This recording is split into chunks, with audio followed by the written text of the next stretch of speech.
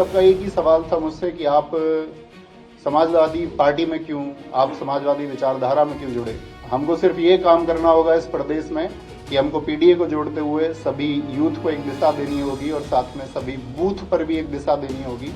और साथ में मैं यहाँ समाजवादी पार्टी के इस मंच पर एक आश्वासन देना चाहूँगा कि जब मौसम अच्छा रहेगा तब भी हम समाजवादी पार्टी के साथ रहेंगे, और कभी आंधियां भी होंगी और हमारे विपरीत स्थितियां भी होंगी तब भी हम आजीवन समाजवादी पार्टी के साथ रहेंगे। मंच पर आसीन हम सभी के नेता, पूर्व मुख्यमंत्री और भविष्य के मुख्यमंत्री, और साथ में जोड़ना चाहूंगा भविष्य के प्रधानमंत्री श्री अखिलेश यादव जी, और साथ में यहां मौजूद सभागार में हमारे सभी अभिभावक समान नेतागण, उन सभी को मेरा नमस्कार। मेरा नाम नवीन शर्मा है और मेरी विधानसभा सिकंदराबाद है, और पूरी विधानसभा की तरफ से मैं यहां बैठे सभी अपने अतिथियों को प्रणाम करता हूं, चरण स्पर्श करता हूं कि आप उसको महसूस करें।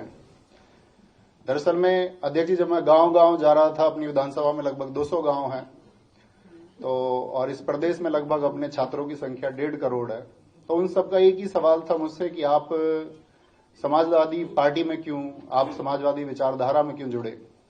तो उसका एक बहुत थोड़े से समय में उत्तर देना चाहूंगा कि मैं एक शिक्षक हूं और मैं निर्माण की परिभाषा जानता हूं, एक विध्वंस की परिभाषा मुझे नहीं आती है। और इस समय की जो प्रदेश में सरकार है वो सिर्फ तोड़ना चाहती है, चाहे वो जातियों के नाम पर तोड़े, चाहे वो बुलडोजर के नाम पर तोड़े। लेकिन हमारे अखिलेश यादव जी ने चाहे एक्सप्रेसवे के नाम पर हो, चाहे डिजिटल एजुकेशन लैपटॉप के नाम पर हो, हमेशा एक जोड़ने का काम किया है।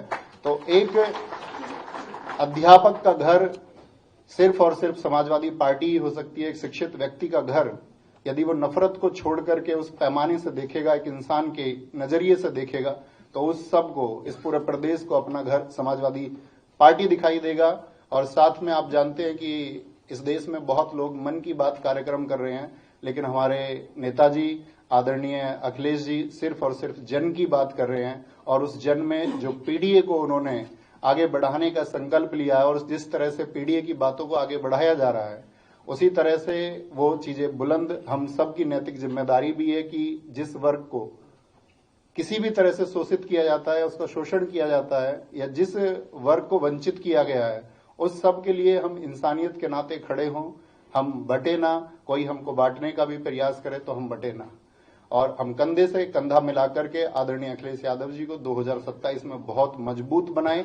और बहुत मजबूत बनाने के लिए हमने एक स्लोगन लिखा था कि यूथ सपा का और बूथ सपा का। हमको सिर्फ ये काम करना होगा इस प्रदेश में कि हमको पीडीए को जोड़ते हुए सभी यूथ को एक दिशा देनी होगी, और साथ में सभी बूथ पर भी एक दिशा देनी होगी।